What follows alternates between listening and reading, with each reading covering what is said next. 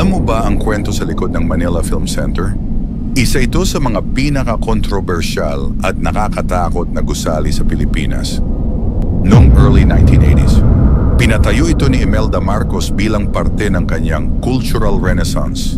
Pero dahil sa pagmamadali para sa isang international film festival, pinilit tapusin ang gusali sa loob lang ng 3 buwan.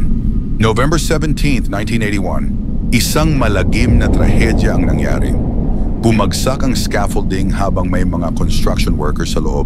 Sinasabing mahigit 100 manggagawa ang natabunan ng quick-drying cement. Ayon sa ilang kwento, imbis na iligtas sila, itinuloy ang semento para lang hindi ma-delay ang proyekto. Ang mas nakakapangilabot, ilang araw pinagbawal pumasok ang mga rescuer. Ayon sa ilan, may mga bangkay pa raw na nakahalo sa mismong foundation ng gusali hanggang ngayon. Mula noon, maraming kwento ng kababalaghan ang lumabas. Mga iyak sa gabi, mga aninong gumagalaw, at mga multong nagpapakita. Multo ba sila ng mga naiwang biktima? O mga alaala lang ng isang trahedyang hindi pa rin tuluyang nalilimot?